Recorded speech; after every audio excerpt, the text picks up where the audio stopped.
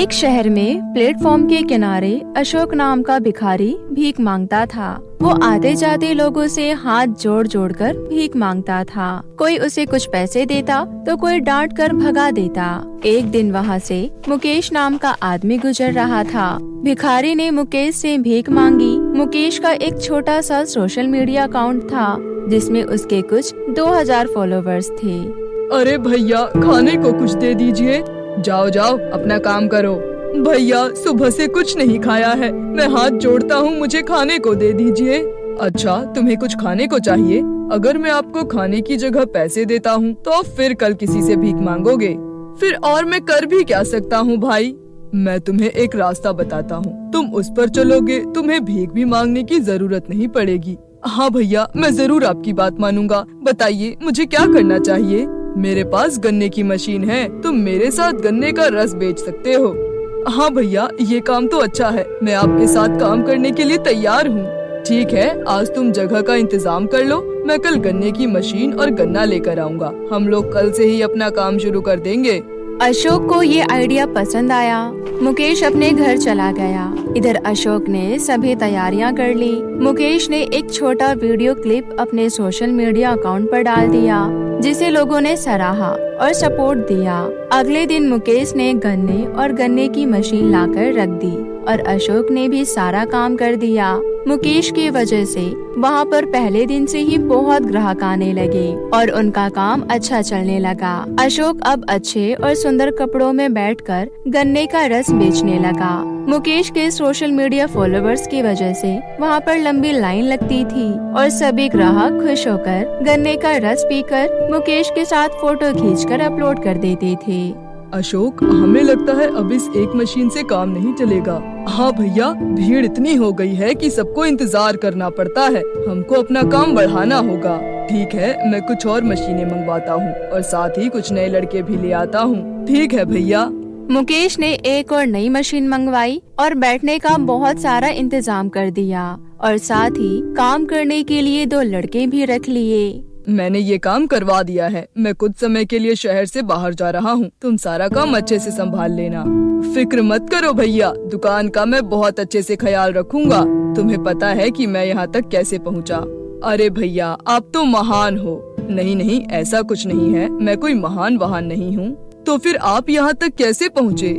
पहले मैं गन्ने का रस बेचता था। एक दिन मेरे हाथ में फोन आया और मैंने उसका सही उपयोग किया। उसके बाद मैं इतना फेमस हो गया। जब मैंने वीडियोस बनानी शुरू करी तो मुझे गन्ने का रस बनाने का समय ही नहीं मिलता था और मैंने अपना काम बंद कर दिया क्योंकि मैं उसको ठीक से चला नहीं पा रहा था। लेकिन अब तुम मेरे साथ हो, अब मेरा काम चल जाएगा। हाँ भैया, मैं इसे अच्छे से चलाऊंगा, आपका नाम ऐसे ही ऊंचा करके रखूंगा, आप ही के नाम से गन्ने का रस बिकेगा। तुम इस दुकान को अच्छे से चलाना, बाकी सब तो मैं खुद ही संभाल लूंगा। मैं तुम्हें हर महीने तनख्वाह दूंगा। भैया, आपने तो मुझे सड़क से उठाकर मेरी जिंदगी बदल दी। मुकेश ने ये वीडियो भी शूट की और अपने सोशल मीडिया पर डाल दी। अशोक ही अब सारा काम देख रहा था। रोजाना गन्ने की रस की कमाई देखकर अशोक को विचार आया, रोजाना इतने पैसे की कमाई होती है और उनमें से मुझे तनख्वाह के नाम पर कुछ पैसे ही मिलते हैं। मुझे कुछ और करना होगा, मैं यहाँ पर नौकर बनकर नहीं रह सकता, मुझे पैसे कमाकर अमीर बनना होगा। अशोक के मन में लालच आ गया और उसका लालच बढ़ता चला गया। अशोक ने सबसे पहले गन्ने के रस में पानी मिलाना शुरू कर दिया।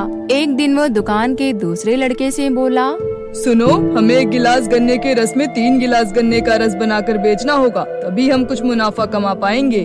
भैया, लेकिन ये तो गलत है ना, कोई हमारे पास विश्वास और प्यार के साथ आ रहा है और हम वो विश्वास तोड़ रहे हैं। तू नौकर है और नौकर बनकर रह, ज्यादा जबान चलाई तो नौकरी से निकलवा दूंगा। मुझे माफ कर दो भैया। इसी तरह अशोक गन्ने के रस में मिलावट करके लोगों को उल्लू बनाने लगा। लोग सिर्फ मुकेश के नाम से ही वहाँ पर आ रहे थे। गन्ने का रस पीकर फोटो खींचकर पोस्ट करना वहाँ पर अलग ही क्रेज था। लेकिन ये सब ज्यादा दिन तक नहीं चला। एक दिन एक आदमी अशोक से बोला, अरे मालिक, आजकल गन्ने के रस में पहले जैसा स्वाद नहीं है, ये कैसे बदल दिया आपने? ये गन्ने हैं, इन्हें मैं थोड़ी ना उगाता हूँ और ना ही मैं इनके अंदर चीनी घोल सकता हूँ। अरे भैया, नाराज क्यों हो रहे हो? मुझे तो बस स्वाद अलग लगा, इसलिए मैंने बोल दिया। धीरे धीरे सभी ग्राहक इस बात को नोटिस करने लगे, लेकिन अभी भी वहाँ पर लंबी लाइन लगती थी। अशोक का लालच इतने से भी पूरा नहीं हुआ। उसने दूसरा आइडिया सोचा और गन्ने के रस के दाम बढ़ा दिए। उसने नए दाम के नए बोर्ड लगवा दिए। इसके बाद कुछ लोगों को ये अजीब लगा और उन लोगों ने आना छोड़ दिया। लोग कितने लालची और कंजूस हैं।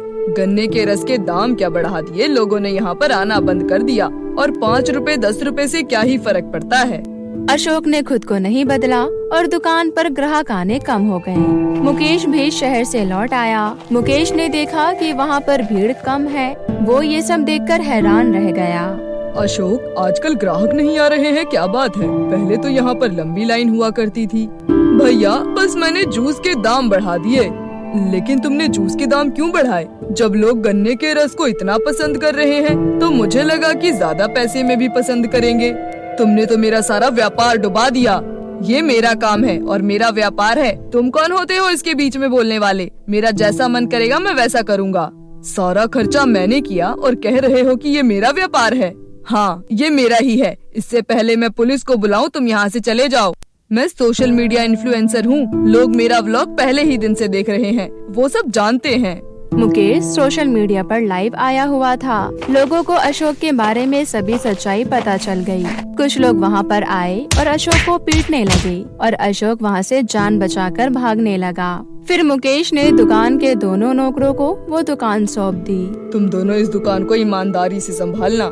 ठीक है मालिक, हम दोनों इसे बहुत ईमानदारी से चलाएंगे। मुकेश के दोनों नौकर दुकान को बहुत अच्छे से चलाने लगे और मुकेश की दुकान पहले जैसी हो गई और उसका काम धीरे धीरे बहुत ही बढ़ता गया और मुकेश ऊंचाइयों की सीढ़ियां चढ़ता चला गया। बेईमानी बर्बादी का रास्ता है, जबकि ईमानदारी की तरक्की से पैर जमीन पर रख कर ही आसमान छुआ जा सकता है। अत्याचारी सौतेली बहन। एक शहर में सोनल अपने पिता राम सेवक और अपनी सौतेली माँ बहन के साथ रहा करती थी। उसकी सौतेली बहन का नाम शिवानी और उसकी माँ का नाम उषा था। उसकी सौतेली माँ तो उससे बहुत ज्यादा प्यार करती थी, पर उसकी सौतेली बहन शिवानी हमेशा सोनल पर अत्याचार करती रहती थी।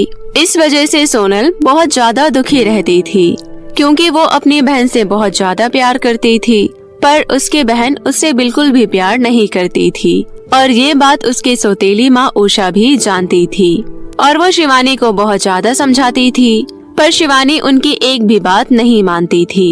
एक दिन की बात है, वो दोनों बहनें एक साथ बैठी हुई होती है। तभी वहाँ पर उषा आ जाती है और उषा सोनल से कहती है, अरे सोनल, आज तुम स्कूल नहीं जा रही हो क्या? नहीं माँ, आज स्कूल की छुट्टी है, इसलिए आज स्कूल नहीं जा रही हूँ। आप बताइए, आपको कुछ काम था क्या? नहीं बेटा, मुझे कुछ काम नहीं था, बस ऐसे ही पूछ रही थी। और शिवानी, तुम बताओ, तुमने अपने स्कूल का सारा काम कर लिया क्या? क्योंकि बहुत दिनों से तुम्हारे स्कूल का काम पूरा नहीं हो पाया था। कर लूंगी माँ, इतनी जल्दी क्या है? वैसे भी आज की छुट्टी है, आज मैं स्कूल का सारा काम कर लूंगी। कर लेना बेटा, कहीं ऐसा ना हो कि तुम्हारे स्कूल से शिकायत आ जाए, क्योंकि हर बार तो तुम्हारे स्कूल से शिकायत आती ही रहती है। मुझे पता है माँ, पर आप चिंता मत कीजिए, ऐसा कुछ भी नहीं होगा। इस बार स्कूल से शिकायत नहीं आएगी। ठीक है, अच्छा तुम दोनों यहीं पर बैठो, मैं तुम दोनों के लिए कुछ खाने के लिए ले आती हूँ। और ये कहकर उषा वहाँ से चली जाती है। उसके जाने के बाद सोनल अपनी सौतेली बहन शिवानी से कहती है, शिवानी, तुम्हारा काम पूरा नहीं हुआ है क्या?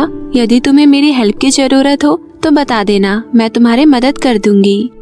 नहीं, मुझे तुम्हारी मदद की कोई जरूरत नहीं है। वैसे भी मैं अपना पूरा काम कर सकती हूँ। ठीक है, जैसी तुम्हारी इच्छा, पर फिर भी यदि तुम्हें हो तो बता देना, मैं तुम्हारा काम कर दूंगी। तभी वहाँ पर उषा आ जाती है और उन दोनों को खाने के लिए पास्ता लाती है। वो दोनों बड़े मजे से पास्ता खाने लगती है और इसके बाद शिवानी वहाँ से चली जाती है और सोनल अपने स्कूल का काम करने लगती है। सोनल हमेशा स्कूल में फर्स्ट आया करती थी, इस वजह से उसकी सौतेली बहन सोनल से बहुत ज्यादा जला करती थी और उसके साथ बहुत बुरा व्यवहार करती थी। एक दिन की बात है, राम सेवक घर पर बैठा हुआ होता है। तभी वो अपनी बेटी सोनल को अपने पास बुलाता है और उससे कहता है, अरे बेटी सोनल, तुम क्या कर रही हो? कभी कभार मेरे पास भी बैठ लिया करो। जी पिताजी, मैं अभी आपके पास आई। और ये कहकर सोनल अपने पिता के पास चली जाती है और उनसे बात करने लगती है। तभी वहाँ पर शिवानी आ जाती है और शिवानी को देखकर राम सेवक शिवानी से कहता है, अरे शिवानी बेटी, तुम कहाँ जा रही हो? तुम भी मेरे पास बैठकर बात कर लो। वैसे भी बहुत दिन हो गए हैं, तुम लोगों ने मुझसे बात नहीं की। अगर आपको मुझसे बात करने की फुर्सत हो तब तो आप मुझसे बात करेंगे ना। आपको तो सिर्फ सोनल से ही बात करनी होती है और इसलिए हर बार उसी को अपने पास बैठा लेते हैं। अरे तुम ऐसे क्यों बोल रही हो? आखिर वो तुम्हारी बहन है, तुम्हें उससे प्यार से बात करनी चाहिए और तुम गलत समझ रही हो। मैं तुमसे भी तो बात करता हूँ ना। मैं बिल्कुल सही समझ रही हूँ। और रही बात सोनल की, तो वो मेरी बहन नहीं है। मैं उसे कभी भी अपनी बहन नहीं मानूंगी। तभी वहाँ पर उषा आ जाती है और शिवानी से कहती है, ये तुम कैसी बातें कर रही हो? आखिर सोनल तुम्हारी बहन है, तुम्हें कभी उसके साथ ऐसा व्यवहार नहीं करना चाहिए। जब मैं उसके साथ ऐसा व्यवहार नहीं करती हूँ तो तुम कौन होती हो उसके साथ ऐसा व्यवहार करने वाली? मुझे पता है कि आप मुझसे ज्यादा सोनल को प्यार करती हैं, जबकि आपकी सगी बेटी मैं हूँ। पर आप सबसे ज्यादा सोनल को ही प्यार करती हैं और इसी बात से मुझे सोनल से जलन होती है। अरे बहन, तुम ऐसे क्यों कह रही हो? ये दोनों तुमसे भी उतना ही प्यार करते हैं जितना वो मुझसे करते हैं। आखिर तुम भी उनकी बेटी हो। मुझे तुम्हारी कोई भी बात नहीं सुननी है। तुमने मेरे हिस्से की सारी खुशियाँ छीन ली है। और ये कहकर शिवानी वहाँ से चली जाती है। शिवानी के जाने के बाद सोनल बहुत ज्यादा दुखी हो जाती है, पर उषा सोनल से कहती है, बेटा तुम दुखी मत हो, मैं शिवानी को समझाऊंगी, अभी वो नादान है। ठीक है माँ, अच्छा तो अब मैं चलती हूँ। और ये कहकर सोनल भी वहाँ से चली जाती है। धीरे धीरे समय गुजरता है और एक दिन की बात है, सोनल और शिवानी एक साथ बाहर खेल रही होती है। तभी शिवानी अपना पूरा गुस्सा निकालने के लिए सोनल के ऊपर मिट्टी फेंकने लगती है, जिससे वो काफी ज्यादा गंदी हो जाती है और वो शिवानी से कहती है, अरे शिवानी, ये तुम क्या कर रही हो? तुम मेरे ऊपर मिट्टी क्यों डाल रही हो? तुम्हें पता नहीं है मेरे सारे कपड़े गंदे हो रहे हैं। हाँ मुझे पता है, इसलिए तो मैं तुम्हारे ऊपर मिट्टी डाल रही हूँ। और अभी मिट्टी के साथ साथ देखो मैं तुम्हारे ऊपर और क्या डालती हूँ। और ये कहकर वो सोनल के ऊपर पानी डाल देती है, जिससे सोनल बुरी तरीके से गंदी हो जाती है और वो रोने लगती है और रोते हुए शिवानी से कहती है, तुम ये सब क्यों कर रही हो? आखिर मैंने तुम्हारा क्या बिगाड़ा है? तुम्हें पता है कि ये मेरे फेवरेट कपड़े थे, पर फिर भी तुमने इन्हें बेकार कर दिए। हाँ मुझे पता था, इसलिए तो मैंने इन्हें बेकार किया है, क्योंकि तुम मुझसे मेरी सारी चीजें छीन लेती हो। तो आज मैंने भी तुम्हारे फेवरेट कपड़ों को गंदा कर दिया, इससे हिसाब बराबर हो गया। तुम मेरे बारे में ऐसे कैसे सोच सकती हो? मैंने तुम्हारी कौन सी चीज को छीना है? मैं तो तुम्हें हमेशा प्यार करती हूँ, तुमसे हमेशा अपनी सारी चीजें शेयर करती रहती हूँ। आखिर तुम मेरी बहन हो, फिर तुम ऐसा सोच कैसे सकती हो? पर मैं तुम्हें अपना बहन नहीं मानती हूँ और ना ही तुम मेरी सगी हो। तुम मेरी सौतेली बहन हो, समझी तुम? और ये कहकर वो उसके ऊपर और मिट्टी डाल देती है, जिससे वहाँ काफी कीचड़ हो जाता है। और वो दोनों जहाँ पर खेल रहे होते हैं उसी के पास एक कुआं होता है और शिवानी सोनल के ऊपर मिट्टी डालते डालते कुएं में गिर जाती है। ये देखकर सोनल काफी ज्यादा घबरा जाती है और शिवानी को बचाने की पूरी कोशिश करती है। शिवानी कुएं में एक कील के सहारे लटक जाती है और मदद के लिए पुकारने लगती है। तभी सोनल शिवानी से कहती है, तुम चिंता मत करो, मैं तुम्हें बचा लूंगी, तुम बस कील को कस के पकड़े रहना। और ये कहकर वो इधर उधर देखती है, पर उसे कुछ भी समझ में नहीं आ रहा था। तभी वो कुएं की बाल्टी कुएं में फेंकती है और शिवानी से कहती है, शिवानी तुम इस बाल्टी को कसकर पकड़ लो, मैं तुम्हें ऊपर खींच लूंगी। नहीं, तुम मुझे ऊपर नहीं खींच पाओगी, मैं बहुत ज्यादा भारी हूँ, मैं कुएं में गिर जाऊंगी। तुम जल्दी जाओ और मम्मी पापा को बुला कर ले आओ। नहीं, यदि मैं मम्मी पापा को बुलाने गई तो तुम इस कुएं में गिर सकती हो। तुम मुझ पर विश्वास रखो और इस बाल्टी को पकड़ लो। मैं अभी यहाँ से मदद मांगती हूँ। सोनल के काफी कहने पर शिवानी बाल्टी को पकड़ लेती है और सोनल अपने आसपास के लोगों से मदद मांगती है और फिर वो सभी शिवानी को कुएं से बाहर निकाल लेती हैं। बाहर आने के बाद शिवानी बहुत ज्यादा खुश हो जाती है और सोनल भी बहुत खुश होती है और सोनल शिवानी के गले से लग जाती है और उसे कहती है, तुम ठीक तो हो ना? तुम्हें कुछ हुआ तो नहीं? यदि आज तुम्हें कुछ हो जाता तो मैं अपने आप को कभी माफ नहीं कर पाती, क्योंकि ना ही तुम मुझसे जलती और ना ही तुम मुझ पर मिट्टी डालती और ना ही तुम इस कुएं में गिरती। ये सब मेरी वजह से ही हुआ है। ये सुनकर शिवानी को काफी बुरा लगता है और वो सोनल से कहती है, तुम्हें तो खुश होना चाहिए कि मैं तुम्हारे साथ बुरा व्यवहार कर रही थी और इसीलिए मुझे भगवान ने ये सजा दी, तो तुम दुखी क्यों हो रही हो? अरे इसमें खुश होने की क्या बात है? आखिर तुम्हें कुछ हो जाता तो मैं अपने आप को कभी माफ नहीं कर पाती, क्योंकि तुम मेरी बहन हो। तभी वहाँ पर उषा और राम सेवक भी आ जाते हैं और वो अपनी दोनों बेटियों को सुरक्षित देखकर बहुत ज्यादा खुश हो जाते हैं और उन दोनों को गले से लगा लेते हैं। और उषा अपनी दोनों बेटियों से कहती है, तुम दोनों ठीक तो हो ना? मैंने सुना कि शिवानी कुएं में गिर गई, तो तुम बाहर कैसे आई? तुमको किसने निकाला? ये सब सोनल की वजह से हुआ। यदि आज सोनल नहीं होती तो मैं सच में कुएं में गिर गई होती। वो तो सोनल ने समय रहते लोगों को बुलाकर मुझे कुएं से निकलवा लिया। ये सुनकर उषा बहुत ज्यादा खुश हो जाती है और वो सोनल को गले से लगा लेती है और उससे कहती है, मुझे बहुत खुशी है कि तुम मेरी बेटी हो। इसके बाद वो सभी घर पर आ जाते हैं और अब शिवानी सोनल से बिल्कुल भी नहीं जला करती थी, साथ ही उसके साथ नरमी से पेश आया करती थी और अब सोनल भी बहुत खुश थी कि उसकी बहन उसे प्यार करने लगी। सौतेली माँ और सोने चांदी की परियां। बहुत समय पहले की बात है। जानवी नाम की एक लड़की मादीपुर गांव में अपनी माँ पूजा और पिता रघु के साथ रहती थी। जानवी पढ़ाई में बहुत अच्छी थी और वो क्लास में हमेशा फर्स्ट आती थी। जानवी के माता पिता उसे पढ़ा लिखा कर एक वकील बनाना चाहते थे, इसलिए उन्होंने अपनी सारी जमा पूंजी जानवी की पढ़ाई में लगा दी थी। एक दिन जानवी अपने माता पिता के साथ अपने पिता रघु के ऑफिस पार्टी में गई थी। पार्टी बहुत मजेदार थी। जानवी पार्टी को बहुत एंजॉय कर रही थी। पार्टी खत्म होने के बाद जानवी और उसके माता पिता घर की ओर निकल जाते हैं, लेकिन तभी उनकी कार के सामने एक बड़ा सा ट्रक आ जाता है और उनका एक बहुत ही भयानक एक्सीडेंट हो जाता है। एक्सीडेंट के दौरान मौके पर ही जानवी की माँ पूजा की मृत्यु हो जाती है। आसपास खड़े लोग जल्दी से एम्बुलेंस बुला लेते हैं, जिस वजह से जानवी और उसके पिता बच जाते हैं। हॉस्पिटल में जब जानवी की आंख खुलती है तो वो अपने पिता और डॉक्टर को अपने सामने देखती है। वो उन दोनों से अपनी माँ के बारे में पूछती है। पिताजी, माँ कहाँ है? मुझे माँ से मिलना है। आप कुछ बोलते क्यों नहीं पिताजी? माँ कहाँ है पिताजी? माँ, आप कहाँ है माँ? देखो ना, मुझे कितनी चोट आई है। मुझे दर्द हो रहा है माँ, जल्दी से मेरे पास आ जाओ ना। डॉक्टर जानवी को समझाने की बहुत कोशिश करते हैं, लेकिन वो उनकी एक नहीं सुनती। जानवी बार बार अपनी माँ से मिलने की जिद करने लगती है। जानवी के बार बार पूछने के बाद जानवी के पिता रघु उसे उसकी माँ की मृत्यु की खबर दे देते हैं। ये सब सुनकर जानवी बहुत दुखी होती है और जोर जोर से रोने लगती है। अरे चुप हो जाओ मेरी बच्ची, देखो मैं यहाँ पर तुम्हारे साथ हूँ ना, तुम्हारा ध्यान रखने के लिए। तुम चिंता मत करो, अब मैं तुम्हारा पूरा ध्यान रखूंगा। तुम्हारी माँ अब हमारे साथ नहीं है तो क्या हुआ, मैं तो हूँ ना बेटी। जानवी के पिता उसे बहुत समझाते हैं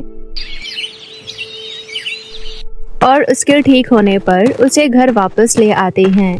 कुछ दिनों तक जानवी कुछ नहीं बोलती, वो अपने आप में ही गुमसुम सी रहने लगती है।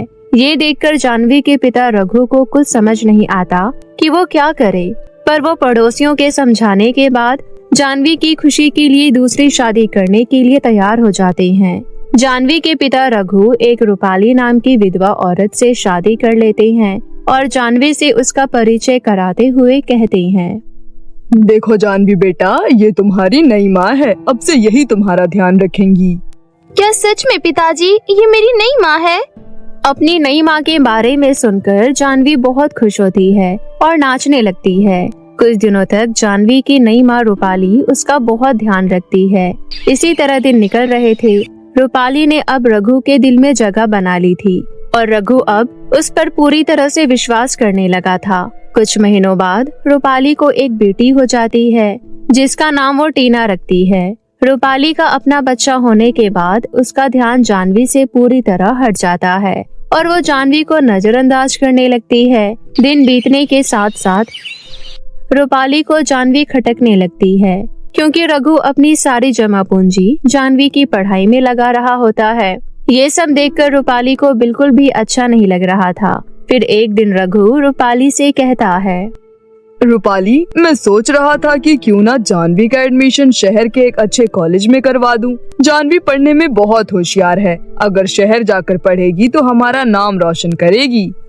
रूपाली को ये सब सुनकर बिल्कुल भी अच्छा नहीं लगता, लेकिन वो रघु की बातों को टाल नहीं सकती थी, इसलिए वो एडमिशन के लिए मान जाती है। उसके बाद रघु जानवी के पास जाता है और उससे कहता है, जानवी, मैंने आगे की पढ़ाई के लिए तुम्हारा एडमिशन शहर के एक बड़े कॉलेज में करवा दिया है। तुम्हें कल शाम को यहाँ से शहर के लिए निकलना होगा क्योंकि अब तुम शहर जाकर पढ़ोगी, इसलिए तुम्हें नए कपड़ों की जरूरत भी होगी। तो तुम आज अपनी माँ के साथ जाकर बाजार से कुछ नए कपड़े लेकर आ जाना।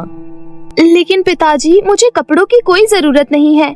आप मुझे कपड़ों के लिए जो पैसे देना चाहते थे, उन पैसों को आप संभाल कर रख लीजिए। भविष्य में वो पैसे हमारे काम आएंगे। अरे मेरी बेटी कितनी समझदार हो गई है। तुम चिंता मत करो बेटी, तुम अपनी माँ के साथ चली जाना और अपने लिए सुंदर सुंदर कपड़े ले आना। इतना कहकर रघु वहाँ से चला जाता है और फिर रूपाली के पास जाकर उससे कहता है, रूपाली, ये लो कुछ पैसे। तुम जानवी के साथ बाजार चली जाना और उसे सुंदर सुंदर कपड़े दिला लाना। कल उसे शहर के लिए निकलना है, शहर में उसके काम आएंगे। इतना कहकर रघु रूपाली को पैसे देता है और वहाँ से चला जाता है। उस समय रूपाली को बहुत गुस्सा आ रहा था। रूपाली जानवी के कमरे में जाती है और उससे कहती है, क्यों रे जानवी, तू पूरा दिन अपने पिता के पैसे खर्च करवाती रहती है। तेरे पास कपड़ों की कमी है क्या, जो तूने आज अपने पिता से कपड़े मांग लिए? नहीं माँ, मैंने तो पिताजी को मना ही किया था, लेकिन पिताजी कहने लगे कि कॉलेज में जाकर कुछ कपड़ों की जरूरत पड़ेगी, इसलिए उन्होंने मुझे आपके साथ बाजार जाने के लिए कहा है। उसके बाद रूपाली बेमन से गांव से बाहर एक बड़े बाजार में ले जाती है। रूपाली जानती थी कि जानवी को उस जगह की जानकारी नहीं है। रूपाली जानवी को बड़े बाजार के बीचों बीच खड़ा कर देती है। बड़े बाजार का नजारा देखकर जानवी रूपाली से कहती है, माँ, यहाँ तो बहुत भीड़ हो रही है। मुझे तो बहुत डर लग रहा है, कहीं मैं यहाँ खो न जाऊँ। अरे डरने की कोई बात नहीं है। इस बड़े बाजार में हमेशा इतनी ही भीड़ होती है और अब तुम्हें इस भीड़ की आदत डाल लेनी चाहिए, क्योंकि शहर में भी हर जगह ऐसी ही भीड़ होती है। तुम अपने लिए कुछ कपड़े खरीद लो, मैं यहीं खड़ी होकर तुम्हारा इंतजार करती हूँ। ठीक है माँ, आप यहीं पर रुकिए, मैं बस अभी कपड़े लेकर आती हूँ। इतना कहकर जानवी कपड़े लेने चली जाती है। तभी मौका देखकर रूपाली वहाँ से भाग जाती है। अब मैं भी देखती हूँ ये जानवी की बच्ची घर वापस कैसे आती है। रूपाली वहाँ से अपने घर वापस चली जाती है। वहीं दूसरी तरफ जानवी जब कपड़े खरीद कर वापस आती है तो उसे कहीं भी अपनी माँ रूपाली नजर नहीं आती। ये देखकर जानवी बहुत जोर जोर से रोने लगती है। बड़े बाजार जैसी भीड़ भाड़ वाली जगह की जानवी को बिल्कुल भी आदत नहीं थी और न ही उसे जानकारी थी। जानवी को कुछ भी समझ नहीं आ रहा था कि आखिर अब घर कैसे जाए। जानवी बड़े बाजार से निकलकर चलने लगती है और वो एक सड़क पर पहुंच जाती है। जानवी इतनी ज्यादा परेशान होती है कि उसके सामने आ रही गाड़ी उसे दिखाई नहीं देती। जानवी का एक्सीडेंट होने ही वाला था। तभी वहाँ दो परियां आकर उसे बचा लेती है। दोनों परियां बहुत ही खूबसूरत थी। एक परी दिखने में बिल्कुल सोने के जैसी थी और दूसरी बिल्कुल चांदी जैसी चमक रही थी। दोनों परियों को देखकर जानवी हैरान हो जाती है और फिर जानवी उन दोनों से कहती है, आप दोनों कौन हैं? ये सुनकर सोने जैसी दिखने वाली परी कहती है, अरे अरे डरो मत जानवी, हम दोनों परी लोक से यहाँ आए हैं। मेरा नाम सोन परी है और ये मेरी बहन चंदा परी। हम दोनों अक्सर पृथ्वीलोक पर जरूरतमंद लोगों की और मुसीबत में फंसे लोगों की मदद करने आते हैं। हमने तुम्हें बाजार में खोया देखा। हम तभी से तुम्हारे पीछे थे और अभी अभी तुम्हारा एक्सीडेंट होने ही वाला था, लेकिन समय रहते हमने तुम्हारी जान बचा ली। एक बात बताओ, तुम इतनी परेशान क्यों हो और तुम बाजार में खो कैसी गई? परी जी, मेरी सौतेली माँ है जो मुझे बड़े बाजार में छोड़कर पता नहीं कहाँ चली गई। मैं जानती हूँ कि वो मुझे बिल्कुल भी पसंद नहीं करती, इसलिए मेरे साथ ऐसा कर रही है। ये तो बहुत गलत बात है। उन्हें तुम्हारे साथ ऐसा व्यवहार नहीं करना चाहिए था। जानवी अपनी दुख भरी कहानी दोनों परियों को सुनाती है। ये सुनकर दोनों परियां बहुत निराश होती है और जानवी की मदद करने की सोचती है। परियां अपने जादू से जानवी को उसके घर पहुंचा देती है। जानवी जब रूपाली के सामने आती है तो वो जानवी को देखकर हैरान रह जाती है। अरे, तुझे तो मैं बाजार में छोड़कर आई थी। करमजली, तू मेरा पीछा छोड़ेगी कि नहीं? माँ, ऐसा मत कहिए। भला मैंने आपका क्या बिगाड़ा है? मैं तो आपके कामों में आपकी मदद करती हूँ। मुझे तो एक आंख नहीं भाती। रुक, आज मैं तेरा सारा किस्सा ही खत्म कर देती हूँ। रूपाली जानवी को जान से मारने वाली होती है कि तभी वो दोनों परियां वहां आकर जानवी को बचा लेती है और फिर वो दोनों परियां रूपाली को अच्छा सबक सिखाने के लिए उसे एक पत्थर की सिल्ली में बदल देती है। उसके बाद रूपाली मन ही मन अपने की पर पछतावा करने लगती है, लेकिन अब पछतावे का कोई फायदा नहीं था। दोनों परियां वहां से चली जाती है और उसके बाद जानवी अपने पिता और छोटी बहन टीना के साथ अपनी आगे की जिंदगी खुशी खुशी बिताने लगती है।